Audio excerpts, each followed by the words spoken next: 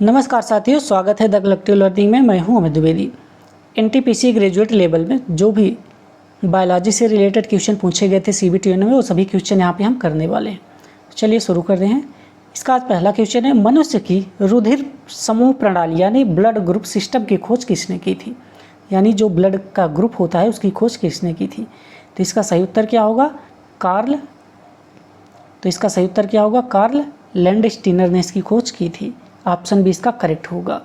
इन्होंने 1901 में 1901 में मनुष्यों में ABO रक्त समूह प्रणाली की खोज की थी। इसके लिए उन्हें 1930 यानी कि 1930 में इनको 1930 में चिकित्सा के क्षेत्र में नोबेल प्राइज भी दिया गया था। ABO प्रणाली में 4 प्रकार के समूह पाए गए थे। कौन कौन से समूह हैं? समूह A, इसको बोला जाता है ABO प्रणाली, इसको बोला जाता है। इसके अंतर्गत कौन कौन से ग्रुप हैं? तो A ग्रुप हो गया, B ग्रुप हो गया, AB ग्रुप हो गया और O, इस तरह के ग्रुप यहाँ पे पाए जाते हैं। रक्तदान के समय ये सही रक्त समूह का मिलान अत्यंत आवश्यक होता है, तो इसका उपयोग वहाँ पे होता है। इसके अलावा अगर और विकल्प पे बात करें तो जो रोनाल्ड रॉस हैं यहाँ पे ऑप्शन है, ये मलेरिया पर शोध किए थे। किस पे? ये मलेरिया पे शोध किए थे, तो इसके लिए इनको नोबेल प्राइज़ भी दिया गया था। अगला ऑप्शन है अलेक्जेंडर फ्लेमिंग। तो इन्होंने क्या किया था? इन्होंने पेनिसिलिन की खोज किया था। पेनिसिलिन के बारे में आपने सुना होगा, तो इन्होंने पेनिसिलिन की खोज किया था।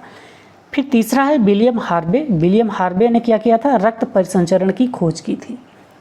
अगला क्वेश्चन देखते हैं, रक्त का शुद्धिकरण शरीर के किस अंग में होता है? यानी कि जो ब्लड का प्योरीफिकेशन होता है वो किस पार्ट में होता है? तो इसका सही उत्तर क्या होगा? ये किडनी में होता है, यानी वृक्क में इसका प्योरीफिकेशन किया जाता है। वृक्क जो है शरीर का वह अंग होता है जो रक्त को छाने यानी फिल्टर करने का कार्य करता है। ये शरीर से विषैले पदार्थों और अपशिष्टों को यूरिन के माध्यम से बाहर निकालता है। इसके अगर कुछ कार्यों की बात करें तो ये रक्त से यूरिया, क्रिएटिनिन, विषाक्त पदार्थों को निकालता है, जल और लवण का संतुलन बनाए रखता है। इसके कुछ तथ्यों की बात करें तो एक सामान्य व्यक्ति की दोनों किडनी मिलकर प्रतिदिन लगभग 50 गैलन रक्त छानती हैं। डायलिसिस का उपयोग तब किया जाता है जब किडनी ठीक से कार्य नहीं करती। आपने डायलिसिस नाम सुना होगा, तो तब किया जाता है जब किडनी यही काम करना बंद कर देती है। फेफड़ा की यहाँ पे बात करें तो ये ऑक्सीजन का आदान प्रदान करता है, रक्त शुद्ध ये नहीं करता है। ये सिर्फ यहाँ पे ऑक्सीजन का आदान प्रदान होता है। यकृत की बात की जाए, लीवर की, तो ये शरीर से विषैले रसायनों को निष्क्रिय करता है, लेकिन मुख्य रक्त शुद्धिकरण ये नहीं करता है। फिर अगला ऑप्शन है हृदय। ये रक्त को पंप करता है पर उसे शुद्ध नहीं करते, यानी कि पंप के माध्यम से ब्लड को इधर से उधर सर्कुलेट करने में सहायता करता है। अगला देखते हैं, पौधों में जल का अवशोषण किसके द्वारा किया जाता है? तो इसका सही उत्तर क्या होगा? जो रूट्स होती हैं, जड़, इसके माध्यम से इसका अवशोषण होता है। पौधों की जड़ें मिट्टी से जल और खनिजों का अवशोषण करती है। यह जल पौधों के अन्य भागों तक जाइलम नाम आपने सुना होगा, जाइलम और फ्लोएम, ये पौधों में 2 सिस्टम पाए जाते हैं। तो जाइलम के द्वारा क्या होता है? नीचे से खनिज लवण पेड़ पौधे तक पहुंचते हैं, और फ्लोएम क्या करता है? जो खाना बनता है उसको लेकर वो जड़ तक पहुंचाता है, नीचे तक। तो ये 2 सिस्टम यहाँ पे पाए जाते हैं। इसका मुख्य कार्य क्या होता है? जल व खनिजों का अवशोषण करना, पौधों को भूमि में स्थिर रखना, इस तरह से इसका ये काम होता है। अन्य विकल्पों की अगर बात करें तो पत्तियां प्रकाश संश्लेषण करती हैं, जल का अवशोषण ये नहीं करती हैं। तना जल को ऊपर पहुंचाता है, खुद अवशोषित नहीं करता है। बीज अंकुरण के बाद जड़ विकसित होती है, यानी बीज क्या होता है? अंकुरण के बाद जड़ विकसित करने में सहायक होता है, तब इसका अवशोषण शुरू होता है। अगला ऑप्शन देखते हैं। अगला क्वेश्चन, दूध में कौन सा कार्बोहाइड्रेट पाया जाता है? तो दूध में लैक्टोज नाम का यहाँ पे कार्बोहाइड्रेट पाया जाता है, यानी कि ऑप्शन डी इसका करेक्ट होगा। लैक्टोज दूध में पाया जाने वाला प्रमुख कार्बोहाइड्रेट है। यह एक डिसैकेराइड है जो ग्लूकोज और गैलेक्टेज से मिलकर बनता है। इसके अगर कुछ तथ्य की बात करें तो लैक्टोज एंजाइम इसकी पाचन में मदद करता है। जिन लोगों में लैक्टोज की कमी होती है उन्हें लैक्टोज इंटॉलरेंस होता है। ये एक तरह का मतलब प्रॉब्लम है, इसको लैक्टोज इंटॉलरेंस बोला जाता है। अन्य विकल्पों की अगर बात की जाए तो ग्लूकोज सामान्यतः शर्करा सीधा ऊर्जा स्रोत होता है। ग्लूकोज एक तरह का सामान्य शर्करा है जो कि सीधा ऊर्जा का स्रोत होता है। अगला है माल्टोज जो कि स्टार्च के टूटने पर बनता है। फिर है सुक्रोज, सामान्य टेबल शुगर होता है। सुक्रोज की अगर बात करें तो सामान्यतः एक तरह की शुगर होती है। आगे देखते हैं प्रोटीन का पाचन शरीर में कहाँ होता है। प्रोटीन का पाचक स्टमक में होता है, यानी कि यहाँ पे आमाशय ऑप्शन है इसका करेक्ट आंसर होगा। ऑप्शन की यहाँ पे बात की जाए तो ग्रसनी भोजन को निगलने का कार्य करता है। लार ग्रंथियाँ जो होती हैं वो केवल कार्बोहाइड्रेट को पचाती हैं। यकृत एंजाइम नहीं बनाता है, पाचन में सहायक पित्तरस जरूर बनाता है। अगला क्वेश्चन देखते हैं, मानव शरीर में रक्त का पीएच मान कितना होता है। इसका सही उत्तर होगा 7.4। मानव रक्त का जो सामान्य पीएच मान है 7.35 से 7.45 के मध्य होता है, तो इसको औसतन 7.4 माना जाता है। ये हल्का क्षारीय होता है और जीवन के लिए अत्यंत महत्वपूर्ण संतुलन बनाए रखता है। पीएच में मामूली गिरावट एसिडोसिस या वृद्धि अल्कालोसिस जानलेवा हो सकती है, यानी कि अगर ये घटता है या गिरता है तो इससे प्रॉब्लम हो सकती है। शरीर बफर सिस्टम के द्वारा इस संतुलन को बनाए रखता है। अन्य विकल्पों की बात करें तो 6.0 जो है ये बहुत अम्लीय रक्त के लिए ये असामान्य होता है। 7.8 ये अधिक क्षारीय यानी खतरनाक है। 8.2 अत्यधिक क्षारीय ये अस्थिर स्थिति को दर्शाता है। अगला है शरीर का तापमान किस यंत्र से मापा जाता है। इसका सही उत्तर क्या होगा, थर्मामीटर, जिसके माध्यम से शरीर का तापमान मापा जाता है। मानव शरीर के अगर तापमान की बात की जाए तो 98.6 फ़ारेनहाइट या फिर 37 डिग्री सेल्सियस होता है।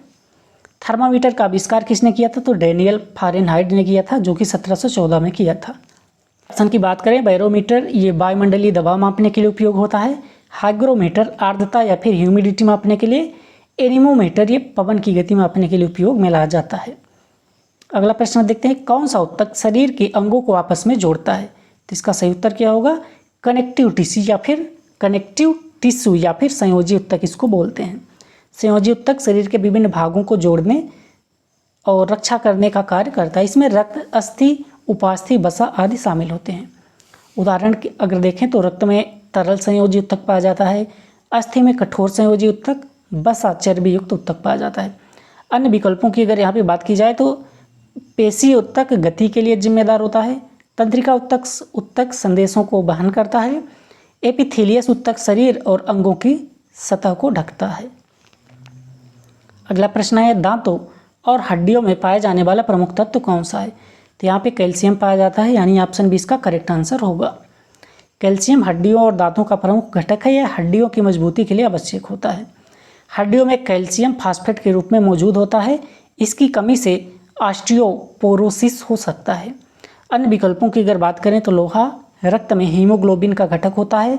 सोडियम तंत्रिका संदेश संप्रेषण में सहायक होता है। क्लोरीन जठर रस में हाइड्रोक्लोरिक अम्ल का एक हिस्सा होता है। अगला प्रश्न देखते हैं, रुधिर का लाल रंग किसके कारण होता है। तो इसका सही उत्तर क्या होगा, ये हीमोग्लोबिन के कारण होता है, यानी ऑप्शन सी इसका करेक्ट होगा।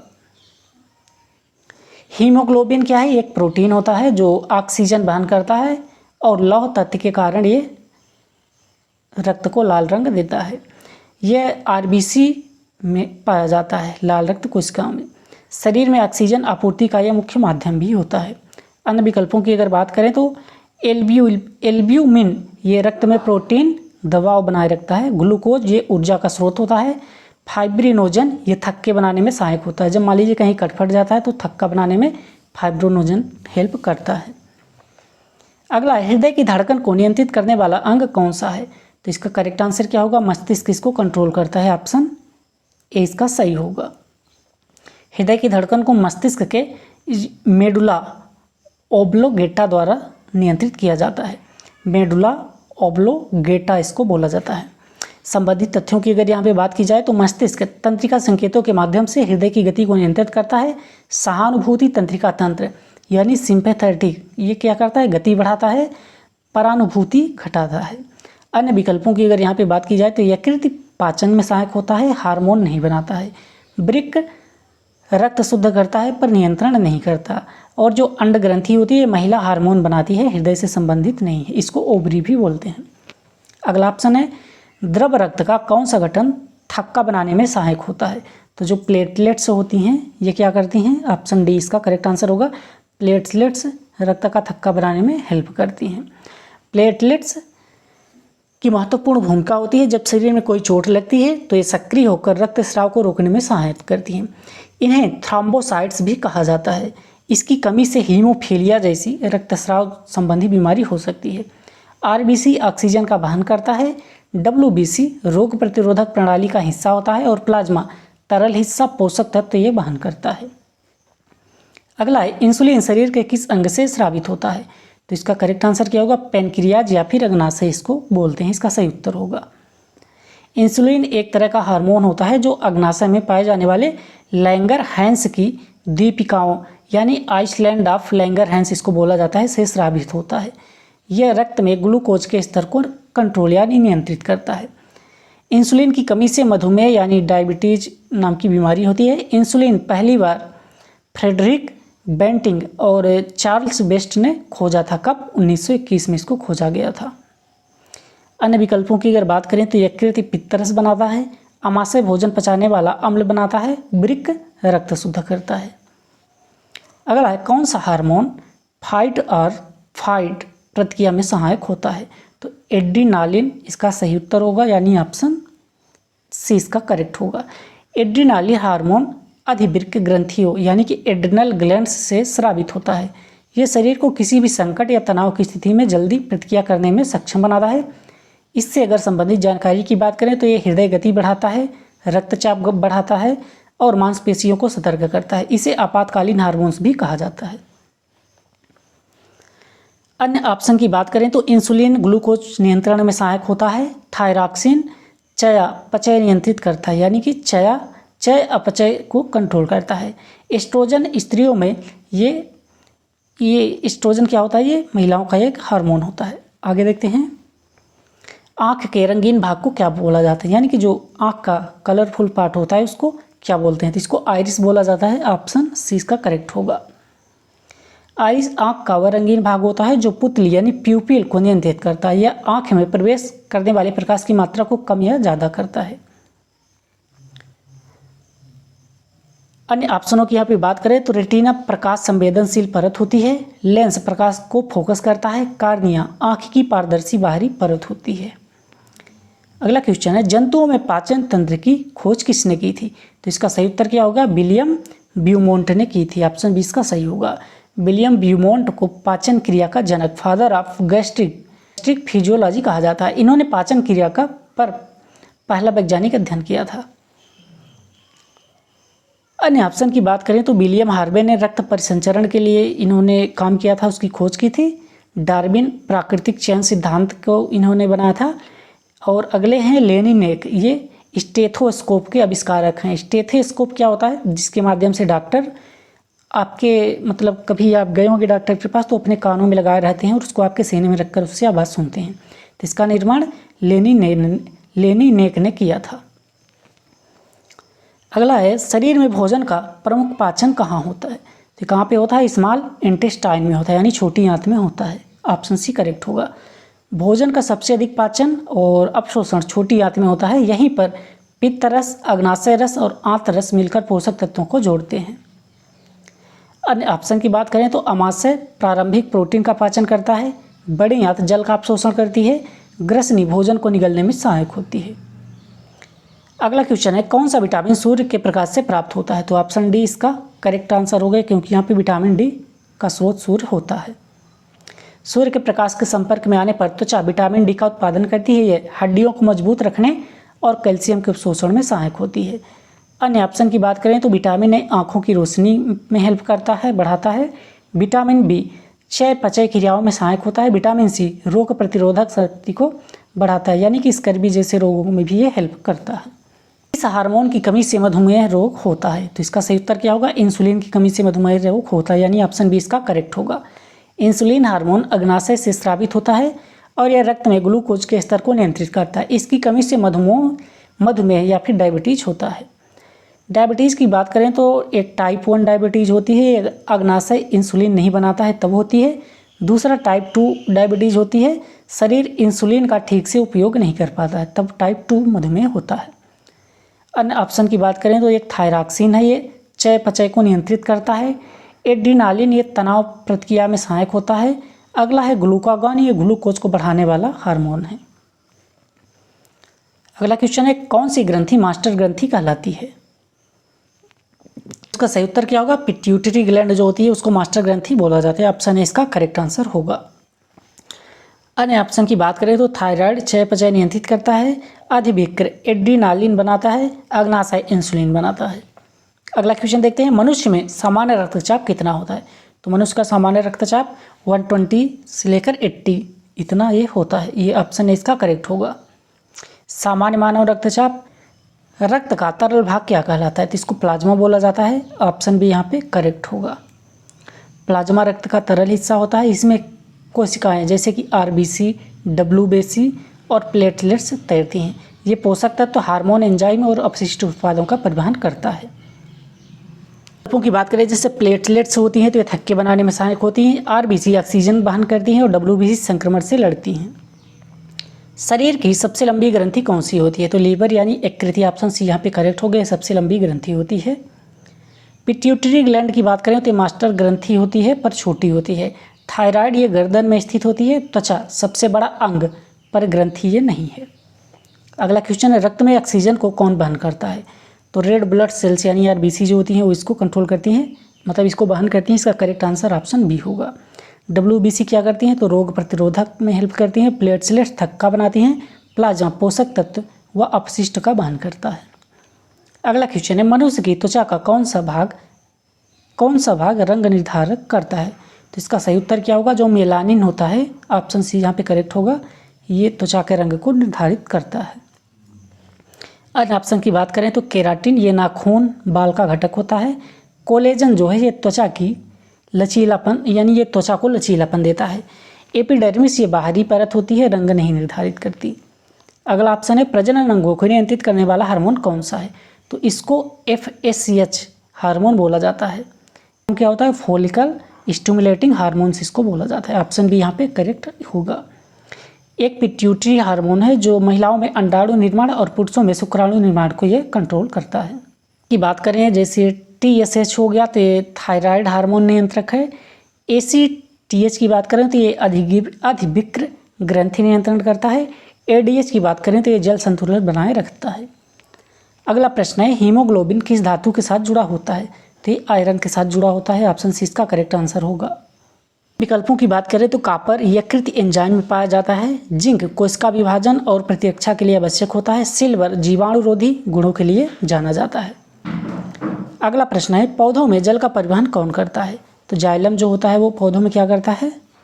जल का परिवहन करता है। जाइलम उत्तक पौधों में मिट्टी से जल और खनिजों को जड़ों से पत्तियों तक पहुंचाने का यह एक दिश प्रवाह होता है, यानी कि एक ही दिशा में लेके जाता है।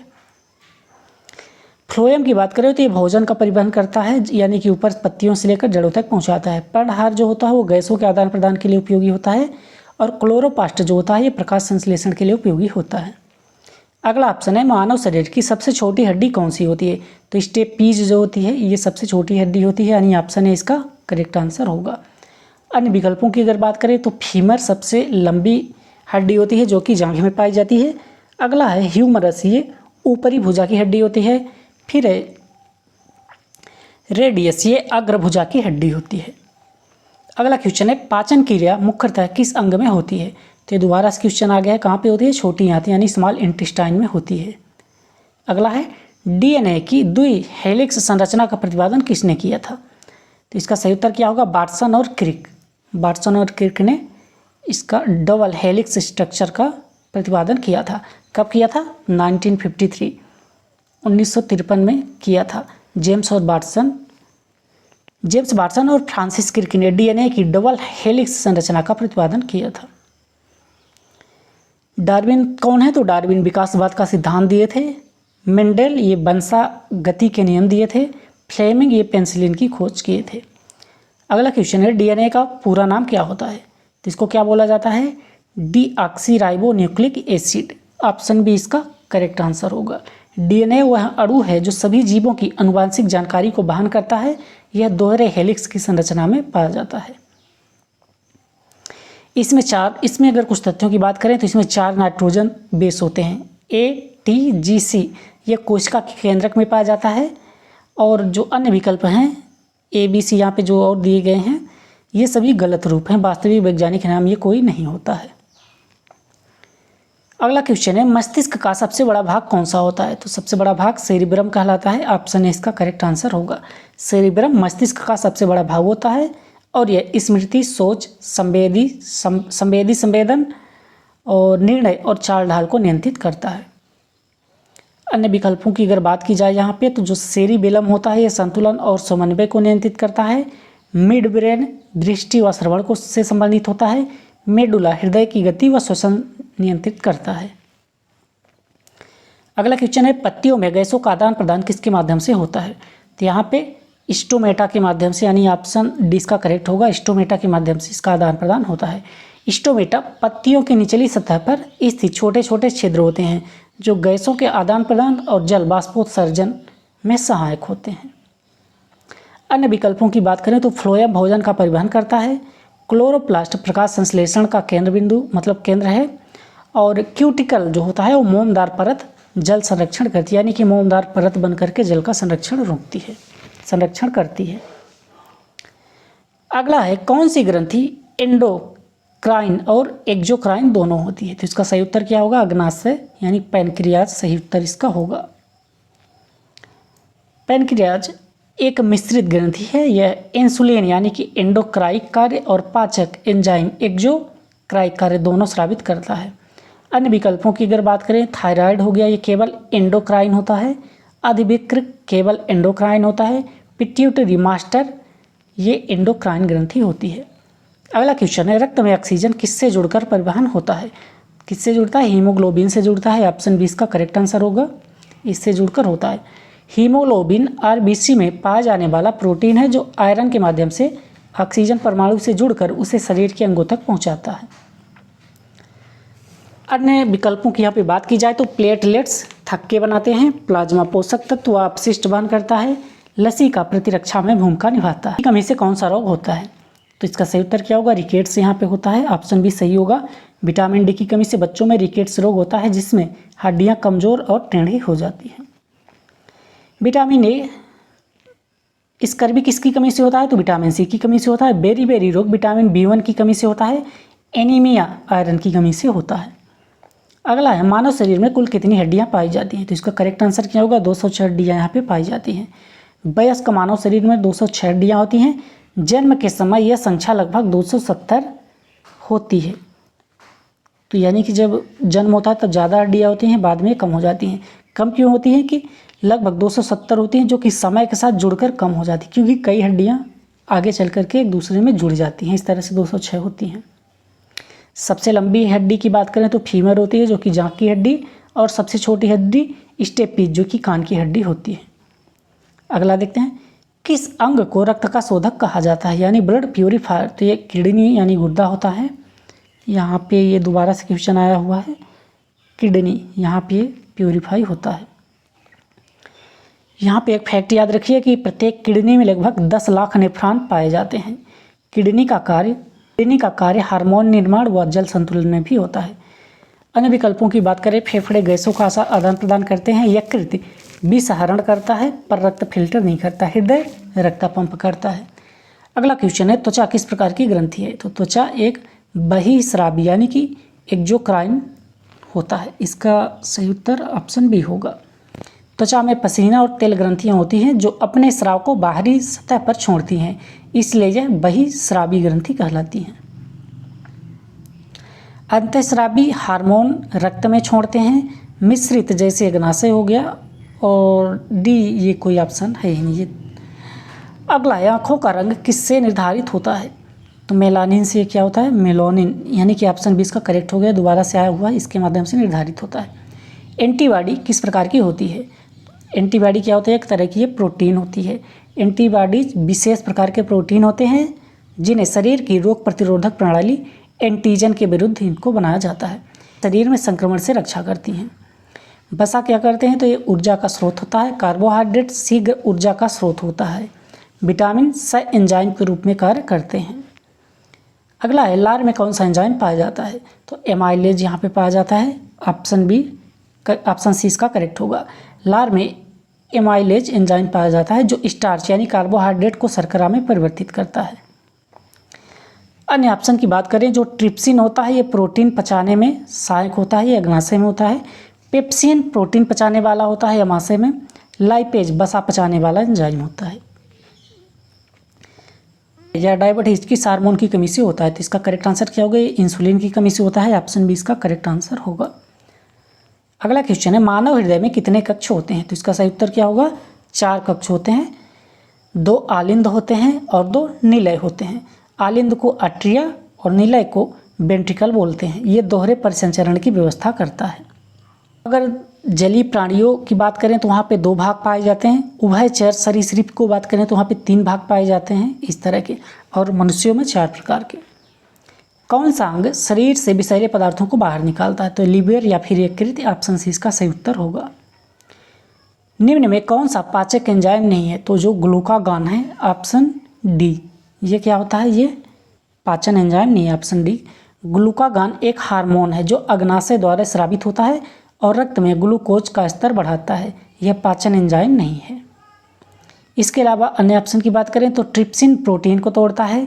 पेप्सिन अमाशय में प्रोटीन पचाता है। एमाइलेज कार्बोहाइड्रेट को तोड़ता है। अगला क्वेश्चन है निम्न में से कौन सा यकृत द्वारा उत्पादित नहीं होता है, तो सही उत्तर क्या होगा, इंसुलिन। ऑप्शन सी, इंसुलिन एक हार्मोन है जो कि अग्नाशय द्वारा उत्पन्न होता है, ना कि यकृत द्वारा। निम्न में से कौन सा एक हड्डी नहीं है, तो यहाँ पे माइलिन जो है ये एक हड्डी नहीं है। माइलिन एक वसा परत है जो तंत्रिकाओं के चारों ओर लिपटी होती है और तंत्रिका संकेतों के प्रवाह को तेज करती है। ये एक हड्डी नहीं है। इसके अलावा फीमर की बात करें तो ये जांघ की सबसे लंबी हड्डी है। स्टेपीज सबसे छोटी हड्डी है जो कान में पाई जाती है। ह्यूमरस ये भुजा की ऊपरी हड्डी होती है। अगला क्वेश्चन है निम्न में कौन सी जनन कोशिका है, तो इसका सही उत्तर क्या होगा, स्पर्म या फिर शुक्राणु इसको बोला जाता है। इसमें 23 गुणसूत्र होते हैं। यह पूंछ यानी कि पूंछ द्वारा गतिशील होता है। अगला क्वेश्चन है मस्तिष्क की सुरक्षा के लिए कौन संरचना होती है। मस्तिष्क की सुरक्षा के लिए कौन संरचना होती है, तो खोपड़ी या फिर स्कल यहाँ पे इसका करेक्ट आंसर होगा। खोपड़ी मस्तिष्क को बाहरी चोटों से सुरक्षा प्रदान करती है। यह कठोर अस्थियों से बना होता है। मेरु रज्जु की बात करें तो यह स्वयं मस्तिष्क का विस्तार है। पसली हृदय और फेफड़ों की रक्षा करती है। त्वचा बाहरी सुरक्षा देती है पर मस्तिष्क को नहीं। अगला क्वेश्चन है निम्न में कौन सा अंग पुनर्जीवित हो सकता है, तो जो लीवर होता है यकृत, ये पुनर्जीवित हो सकता है। यकृत एकमात्र आंतरिक अंग है जो नष्ट होने के बाद भी स्वयं को पुनर्जीवित करने की क्षमता रखता है। यकृत का 75% भाग काटने पर भी ये पुनः विकसित हो सकता है। ये शरीर का सबसे बड़ा आंतरिक अंग भी है। मस्तिष्क के न्यूनतम पुनर्जनन क्षमता इसकी है। फेफड़े सीमित मरम्मत और पूर्ण पुनर्जनन नहीं होता। हृदय नई कोशिकाएं इनमें नहीं बनती हैं। तो इसमें मलेरिया का रोगजनक क्या होता है, तो इसमें प्रोटोजोआ होता है। इसका करेक्ट आंसर ऑप्शन सी होगा। मलेरिया का कारण प्लाज्मोडियम नामक प्रोटोजोआ है जो संक्रमित मादा एनोफिलीज मच्छर के काटने से फैलता है। बैक्टीरिया से टाइफाइड, क्षय आदि रोग होते हैं। वायरस से डेंगू, पोलियो होते हैं आदि तरह के रोग। फंगस से रिंगवर्म आदि तरह के रोग होते हैं। अगला है टाइफाइड का परीक्षण किस विधि से होता है, तो इसके लिए बिदाल टेस्ट किया जाता है। इसको बिदाल टेस्ट बोलते हैं। बिदाल टेस्ट, इसके माध्यम से टाइफाइड का परीक्षण होता है। टाइफाइड रोग की पुष्टि के लिए बिदाल टेस्ट किया जाता है जिसमें रक्त सीरम में एंटीबॉडीज़ की उपस्थिति देखी जाती है। अगले ऑप्शन की बात करें तो एलिसा टेस्ट HIV, डेंगू आदि के लिए होता है। रैपिड टेस्ट जो कि कोविड के लिए उपयोग में लाया और आदि तरह के यहाँ पे उपयोग में होता है। RT-PCR ये RNA वायरस यानी कि कोविड के लिए उपयोग में लाया गया था। तो इस तरह से 54 क्वेश्चन, तो इस तरह से जितने भी क्वेश्चन यहाँ पे थे 54 क्वेश्चन मैंने यहाँ पे करा दिए हैं। अगर ये वीडियो आपने देखा है तो आपको आने वाले एग्जामों में यहाँ से क्वेश्चन देखने के लिए डायरेक्ट मिलने वाले हैं। तो इस वीडियो को यहीं पे समाप्त करते हैं। मिलेंगे अगले वीडियो के साथ।